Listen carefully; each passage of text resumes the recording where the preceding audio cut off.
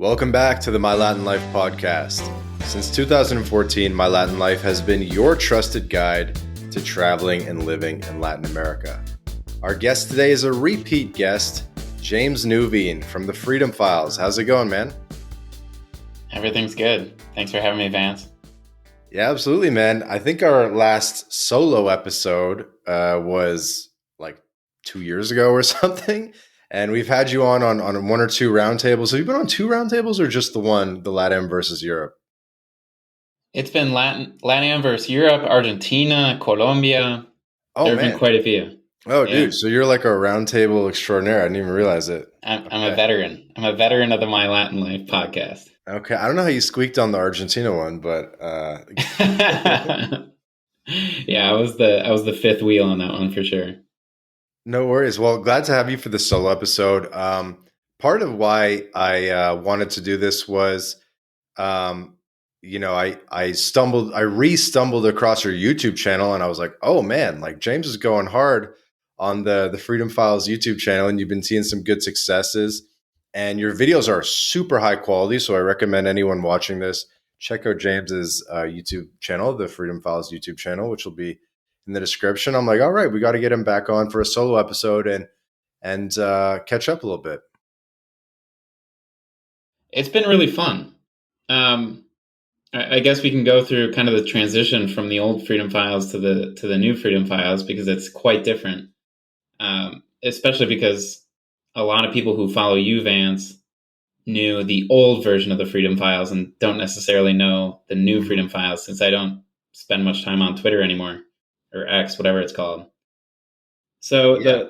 the old Freedom before Files, we do that, just so we don't lose anybody, we're going to get into some juicy topics. Like we're going to talk about LATAM fatigue, which is something we've been talking about a little bit, which is like where you spend more than 6 months in LATAM and it starts 6 months straight and it starts getting on your nerves a little bit, things like that. So we'll get into some really juicy topics on the episode. So it's not going to just be like a whole episode of James' trajectory or something like that. But yeah, catch us up on what's new and kind of some of the epiphanies you've had as a content creator. Yeah. So when I was on Twitter, I was talking about, I was just documenting my own experience in Latin America. I left the United States in 2020 and lived in almost 15 countries in Latin America, from all the way down to Argentina, all the way up to Mexico. And like I said, I was just documenting my experience on Twitter. I was documenting that experience on YouTube, talking about growing online businesses and how to hire people and how to maximize your time, a whole bunch of like general productivity stuff. But also the nomadism piece as well. But about 2 years ago, I slowed life down a bit. I'm engaged now and was really focused on growing a business. But now the Freedom Files has taken on a new life and primarily serves American retirees moving and investing abroad. So very similar to you, Vance. You help Americans, you help Europeans, you help Canadians get residency, get second citizenships in Latin America. I do this pretty much the same thing, especially for American retirees, since I have that American hat on. So that's the big change on my end. But it's been really, really fun. Like you said, experienced some pretty rapid growth on YouTube, which is a blast. But I ran a digital marketing agency in the past and have brought a lot of that experience over to YouTube and have been able to grow that really fast. But I think all the stuff resonates with Americans so much, and we can talk about why, but I think that's a good foundation for why people haven't seen me on Twitter as much over the last couple of years. Mm-hmm. And you're still doing the agency, I imagine, right? Hardly. Really? Like the email list and all that stuff? Not so much. So we kind of burned that down to work exclusively. I'm chief growth officer at IMI. So I work hand in hand with Christian, who a lot of people know from Twitter, over at IMI and helping them grow. And that's a blast. I'll see you and a few weeks in Europe for one of our events. But apart from that, the Freedom Files is taking up a lot of time as well. But I spend like 90% of my time focused on IMI. At least that's what you tell Christian. That's true. It's true. Okay, so it's IMI and Freedom stuff Files. Is very yeah. But the Freedom Files stuff is pretty automated. I've got a big team behind me that does a lot of work. Mm-hmm. It's mainly funneling clients through the client work, like actually moving them abroad and helping with the processes of relocating, the immigration work, the healthcare stuff, the banking, all that kind of stuff. So it's a lot of messaging. But apart from that, I film some YouTube videos, and that's pretty much it. Because you used to handle email lists for like different random lawyers and stuff like that. So you basically just the juice wasn't worth the squeeze, or what kind of happened there? I wanted more time. I was spread across so many different clients. It was a marketing agency specifically designed for investment migration. So we worked with immigration lawyers. We worked with a lot of people like you, MyLatinLife, to help them grow on YouTube, on SEO, their email lists, social media, all that kind of stuff. Mm-hmm. And just got burnt out with it. Was working with way too many clients. Mm. And the agency model, we don't have to get into the business stuff, but I just don't love the agency model. You have to hire a shit ton of people to grow, and I did not want to do that. Yeah, managing people is the hardest part of running a business, I feel. Exactly. And maintaining quality over time. That's the difficult part. Right. Definitely makes sense. Well, the quality of your YouTube videos, I even saw on one, I think it was like the Costa Rica versus Panama one. And I was just reading the comments and they were like, this is the best video I've ever seen about this. And it for me, it wasn't so much like the content, it was like the quality. You had like the pop-ups going on. You know, it was like the most high quality. Like, how much are you investing in these videos, man? You'd be surprised. It does not cost that much. My team in Romania, Germany, and the Philippines takes care of things at like $100 a video, no matter the length. And there are lots of incentives and bonuses to get the right output. So, for example, on YouTube, there are outliers, right? If you get a video that performs 5x or 10x the average view count on your channel, I give our editors bonus equal to like as much as they're earning from editing the video. So it's a really big incentive driver for them to produce a really high quality video. And I've never met anyone who's doing that on YouTube. So it's been working. That makes sense. And I'm just curious, this is a bit in the weeds, but wouldn't the editor, you know, the thumbnail is just as important for getting like a 10x or 100x video. So I guess you have the same people do the editing and the thumbnail? I actually do the thumbnail. I do the titles, thumbnails, and scripts, and then I just film and hand everything over to our editors, and they do their worst to produce a good video. But titles and thumbnails, I underestimated the importance of those. Super important. If people don't click on your videos, they're never going to see the high quality video, right? It's just like it's just like subject lines in an email. Yeah. Yeah. It's all about the click-through rate from the thumbnail. And I've been doing my own thumbnails too. Just using Canva, like pretty shitty thumbnails. How the hell, what do you use for yours? Canva. You use Canva too? We're using the same weapons, man. You're just better at Canva than me, I guess. I mean, over the last 5 years, I've been running a marketing agency. So design is really important to me. Okay, shit. Maybe I'll get you my thumbnails. No, that's cool. That's awesome. What made you kind of want to keep with doing your own sort of brand or your own Freedom Files thing and sort of expanding that direction versus doing sort of client work, IMI and the other ones? What made you did you feel like you had a message that wasn't being shared, or what made you want to kind of stick with Freedom Files and pivot a bit, but like, keep that train running? Good question. So I've worked in investment migration for the last 5 or so or more years. And one thing I've noticed with all our client work and like lead generation for our clients is that Americans are becoming like the number one market for second residencies, for second citizenships, for investing abroad. Mm-hmm. And obviously I have something unique to bring to the table when it comes to that market. I'm an American citizen. I've lived abroad for 5 years. I've invested in a few countries, of multiple residency permits on my way to multiple citizenships. And I think the important part that a lot of people appreciate in our content is that I've lived in a lot of these countries that I'm talking about. Mm-hmm. I mean, you can use the word live loosely, but I had everything in a backpack on my back, and I didn't have a home. So to me, that was living, even if I spent just 2 or 3 months in each of these places. So I get to talk about what it was like to live in Costa Rica and why I didn't like that as much as I liked Panama, for example. And I think that people appreciate that perspective rather than me just spitting out facts, you know? So you feel like the American voice is sort of underrepresented in the expat sovereign citizen type of space? Totally. Totally. And I think to double down on that, I think retirees are specifically underserved.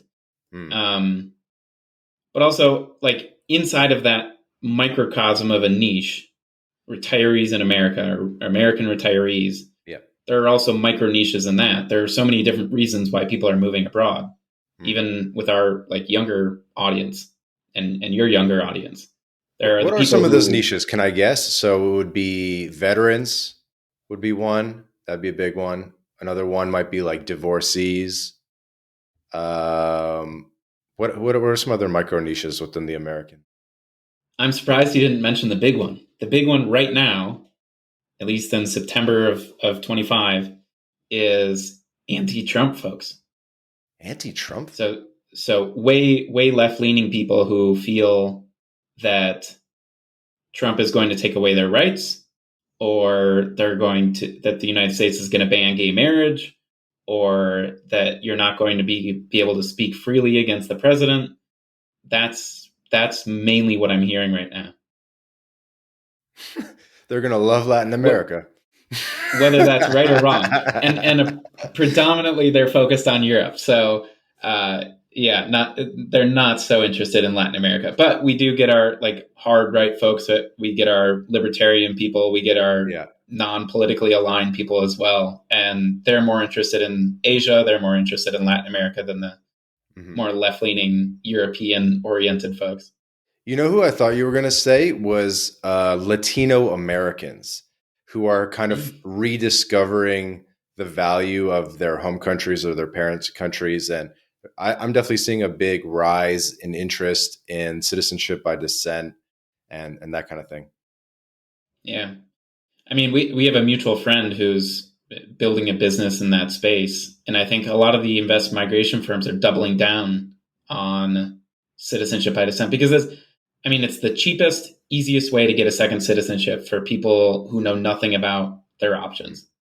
Like a lot of people know that, and this is just conversation in the US now, that you can get a passport if your ancestors came from Europe or your ancestors came from Latin America. And people are actually starting to explore that. I knew people knew that they had ancestors from those parts of the world before, but they didn't know that it could benefit them with a second passport, I think, until right now. Yeah, I think they're finally seeing the value when, everybody got locked in their house and, people who had a second passport were able to like leave the country and they were able to get into Europe and that kind of thing. Yeah, I totally agree with you. I have a lot of clients actually who are, like, let's just say like a Honduran American. And certainly pre-2020, no one saw any value in the Honduran passport, right? But now people are really starting to get it. And it's actually kind of crazy. The Honduras passport has like 140 visa-free countries or something like that. Like it's actually very solid. It has like the CA4 access. It, fast track in other Latin American countries, fast track Spain, all these different things, zero tax, territorial tax country. And so that's just one example, but people are really starting it's starting to dawn on them, the value in these things. And I think people, at least the people I talk to on a daily basis, are far more well researched than I thought they would be. Like they come to me and book a consult, or they leave comments on YouTube, or they email me and they say, I've been doing research with ChatGPT over the last 6 months about possible options for me investing abroad or moving abroad. And they have all these notes about the Portugal D7 visa, the Portugal D8 visa, the Spain non-lucrative visa. Mm-hmm. I think the piece that people underestimate, especially in Europe, is the taxes. In Latin America, it's not as much of an issue, but people have this dream of retiring to Europe, or at least moving to Europe, until they get to the tax part. And they're like, holy shit, 52% tax in Spain? That's insane. And I can't access the Beckham law. I can't access the special tax regime there because there's a funny double tax treaty with the United States and Spain that doesn't let me doesn't allow me to access it. People just have zero idea about that piece. But they're more well researched than I thought they would be. Is that just for retirees who don't have earned income, or would that apply to us as well? The Beckham law thing. The Beckham law, it's so finicky. For U.S. citizens, the double tax treaty already reduces your taxable income that you would have to pay to Spain, obviously. But if you have to be employed by a Spanish company in order to access the Beckham law, which requires a whole bunch of strategy around like where to set up your corporation and all these different things. Spanish company or whatever. Okay. I was just curious. It gets pretty complex pretty fast. If it was like a retiree specific thing. Okay. Yeah. Oh my God, why am I missing his name right now? But he's been on the podcast before, and he is an American retiree. And he's pivoted a couple times. That's why I'm kind of blanking on his name. But he was doing like France and Italy and, Tommy Sykes, Tommy, the white haired guy, Travel Tirement used to be the name. So he's been on the podcast. He's on Twitter a little bit, and it looks like he sort of narrowed it down to just doing France, because he was kind of doing like a little bit of all the countries, and it's just so complex. And so now he's like just American retirees who want to go to France, and he like breaks down the tax treaties and all that stuff. Yeah. The cool thing about Tommy, and I've just emailed him a couple times and we've gone back and forth, I've never met him in person, is that he's a CPF or CPA in the United States. So he has the tax angle figured out. So he talks a lot about France, obviously. That's pretty much all he talks about. But he talks about the tax piece in France, because that's probably what scares people most when moving to France. Yeah, I think you're pretty much in for 50% in Western Europe, like there's not too many ways around it. But no, that's cool. So, and you decided to specifically focus on retirees. Are you doing anything on Facebook? Because that's where a lot of the retirees still live. YouTube YouTube's good. Twitter, they're not on Twitter. The retirees are not on Twitter. They're on YouTube, that's for sure. Are you gonna like hire someone to like just tear it up on Facebook and drive some leads there? I'm curious.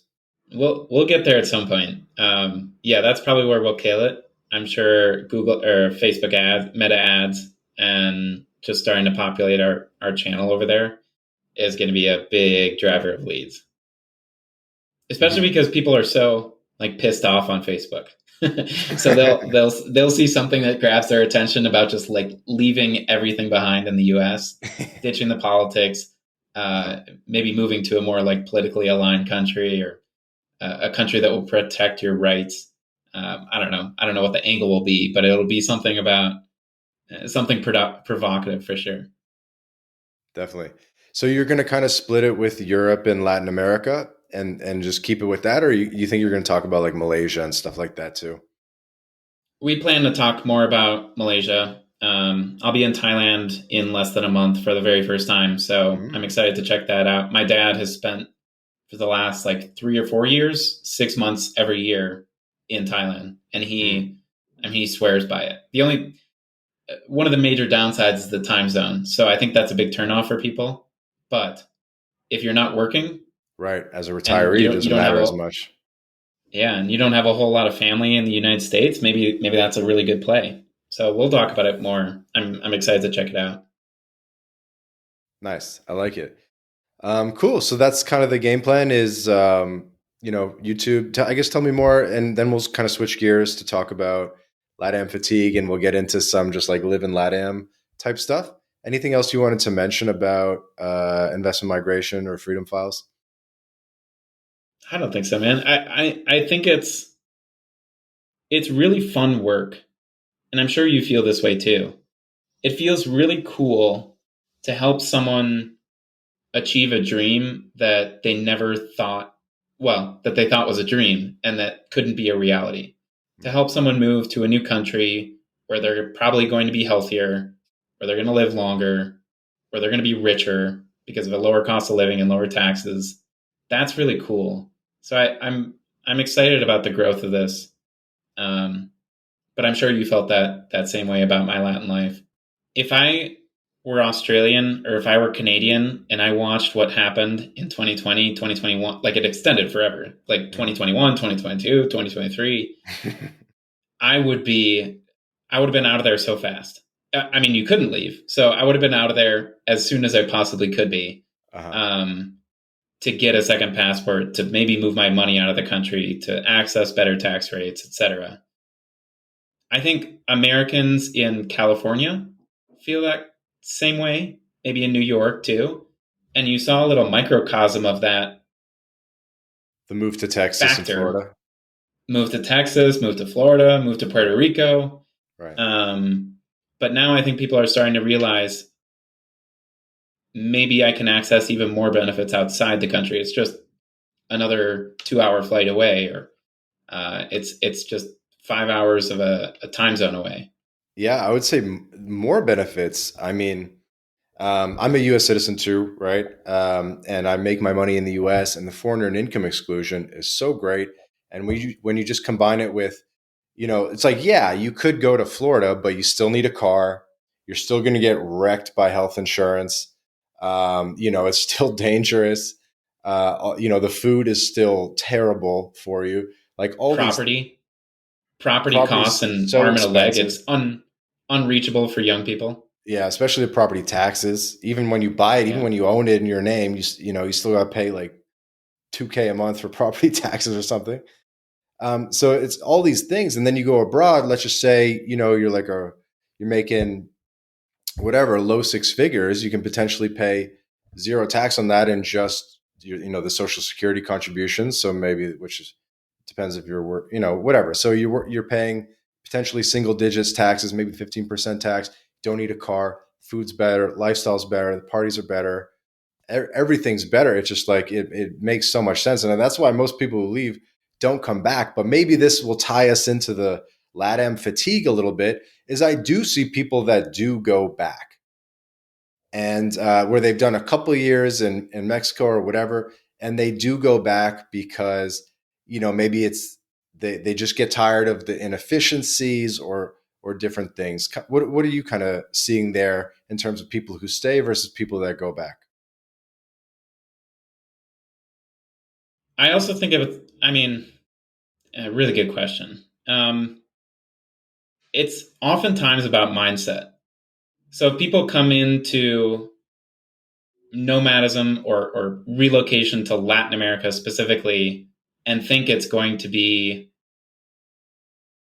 better infrastructure, that it's going to be better healthcare, that it's going to be lower cost of living, all these different things that someone might expect from Latin America living, and then they get upset because it starts getting populated by gringos and prices go up, housing isn't as cheap as it once was, and you get a little bit of fatigue from just normal society here. I don't have to go into too many details there, but like the bureaucracy, the speed at which things get done, the customer service approach is just so different, and it can be mind-boggling to a lot of people. So if you come into this experience with the mindset of it's going to be perfect and nothing's going to go wrong, those are the people who return like that. They return right away. But the people who stick out, who live here for, I don't know, years, 5 years. Like me, I've been in Latin America now for more than 5 years. And there are things that have gotten on my nerves that I absolutely loved at first. At first, with my rose-colored glasses on, I absolutely loved that. Pick your culture. Colombians are super vibrant, super happy all the time, and the music never stops. And people chat you up in the elevator. They say "Buenos días, cómo estás? Hasta luego, ciao." I love that. You can't get in an elevator without saying hi to the person next to you, and you can't leave without saying bye. That kind of stuff at the beginning was great, and I still love elements of that. But now, having lived in a city in Latin America for more than 5 years, it starts to wear on me, especially the noise, the Latin hammer. It's just constant. It's nonstop. The windows are all built with a single pane instead of two. So you hear everything that goes on around you. And I'm not moving back to the United States. I'm happily engaged in Colombia to a Colombian. And I have no intention of moving back, but I do want to move outside the city. So I have some fatigue with that, and it's mostly related to living in the city. I hope living outside the city would solve some of it. You think it's LATAM fatigue or city fatigue? LATAM city fatigue. Because I think US cities are also quite different than Latin American cities. Not saying they're better or worse. I was in Chicago last month and with my fiance for her very first trip to the United States, and she got screamed at in the street by a huge homeless lady who was obviously on some kind of drugs. One of her breasts was hanging out of her shirt, and she was waving a Tito's bottle at us, threatening us. Classic.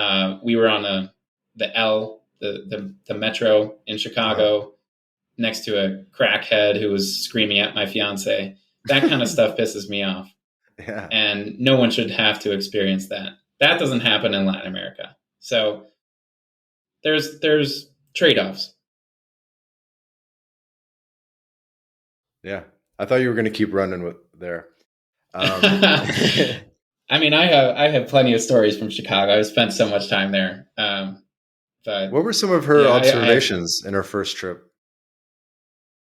Oh, that's a great question. So a lot of people have asked me this over the first month. She got her U.S. tourist visa earlier this year, and we went to the United States for the 4th of July, which is also her birthday.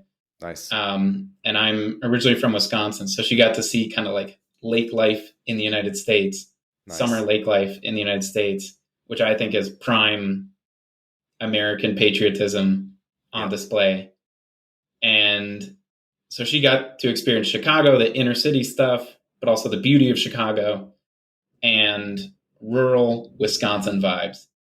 Meeting a lot of my family that she had never met before, despite having been with me for the last 4 years.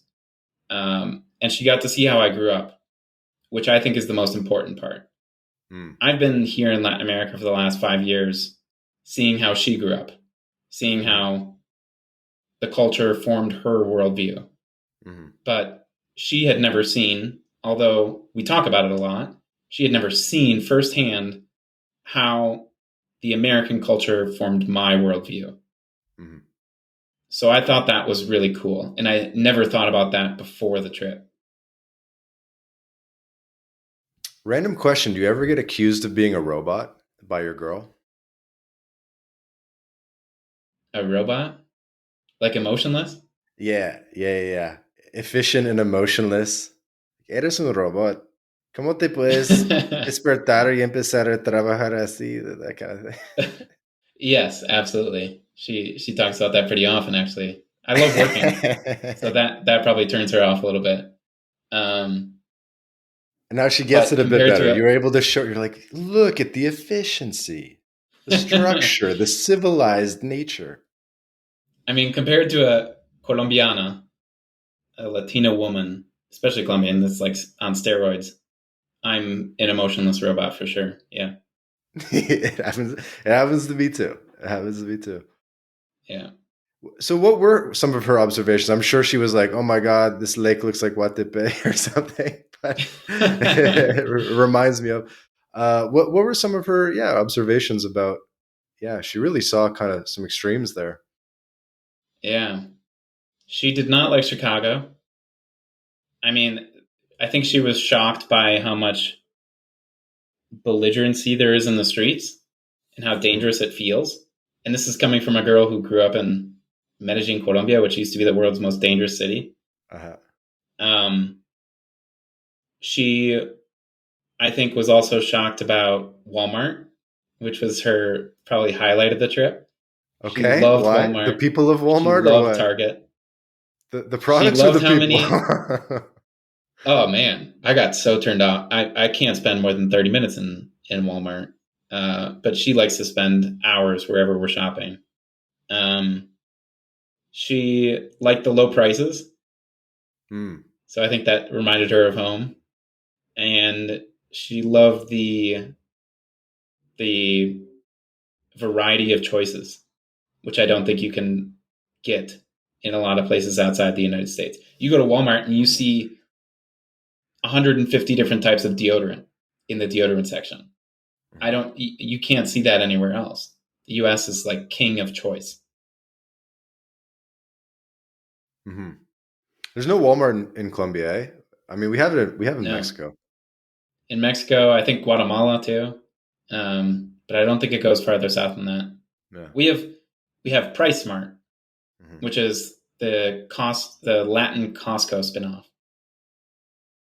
What did you think That's about like the that's about it. barbecue culture and like the maybe you were like I'm visioning you like drinking on the back of the boat with the music blaring and the American flag and that kind of thing. What did you think about the July 4th and the barbecue type of like cookout culture?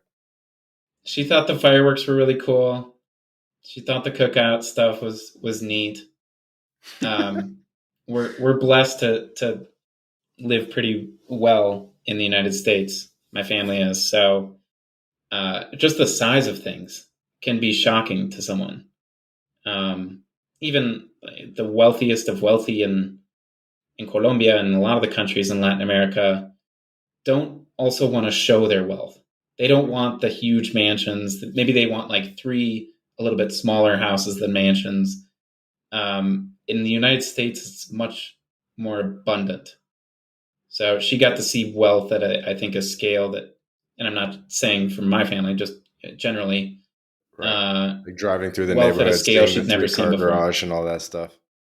Yeah, and like you have to drive everywhere. That's kind of foreign to her. There's no public transportation outside of a city, so. But also, I think that's really cool. It feels free, you know.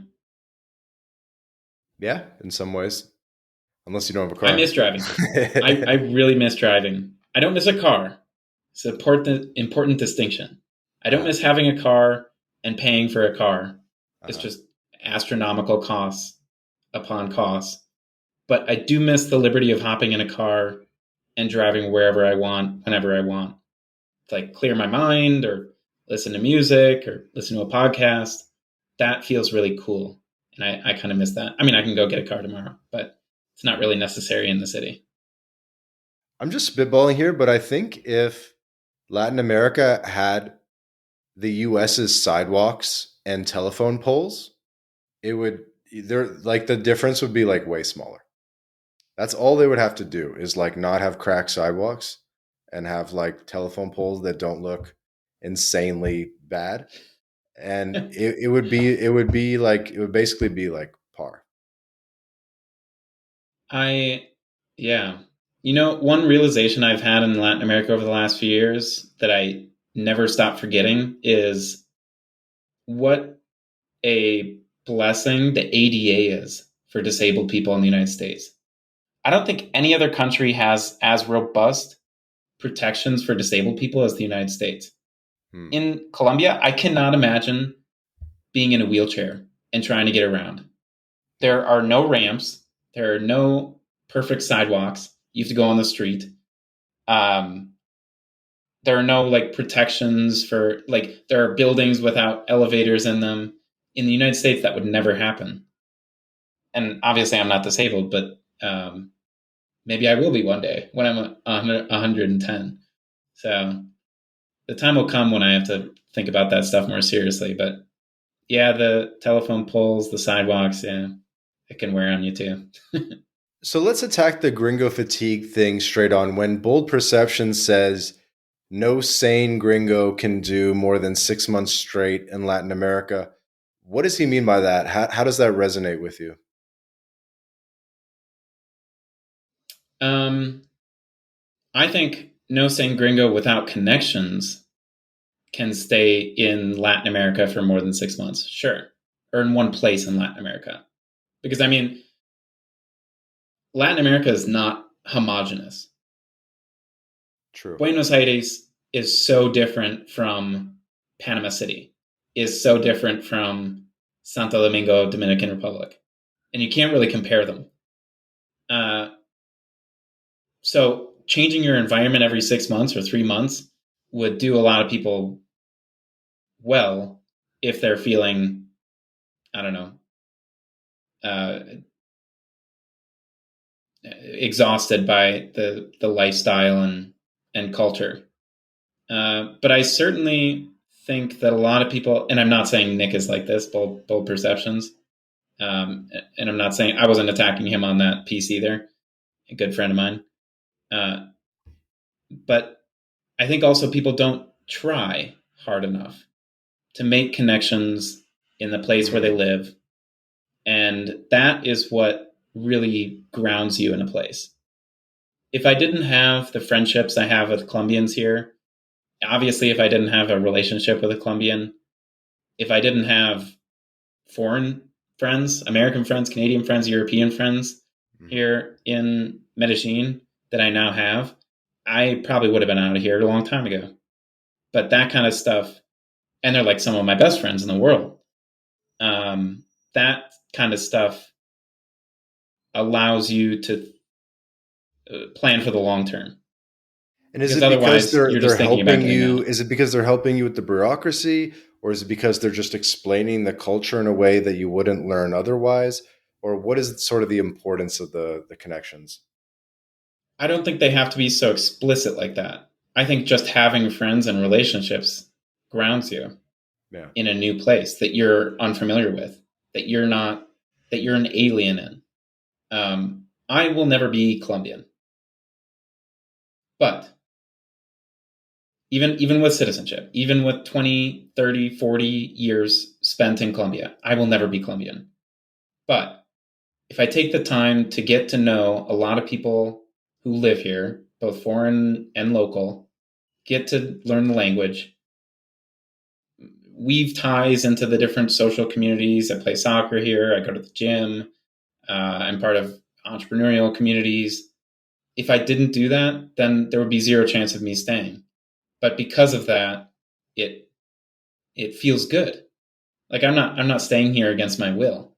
I choose to live here, and my fiance chooses to stay with me here. Um, so that's the big piece. It's all about relationships. Yeah, that's just common sense. I mean, they do those studies of like centenarians, people who live to 100, and the people who do that, they all have like really deep community ties. Yeah, the blue zones. Hmm. It's like families living with each other. Yeah. Like 5 generations of families living in one house. Yeah, or just having like a community that you're in touch with that, whatever Yeah, you play cards with or whatever it is. yeah, Family and having a garden. Are you playing soccer, by the way? yeah, Yeah? You're in yeah, a league? yeah.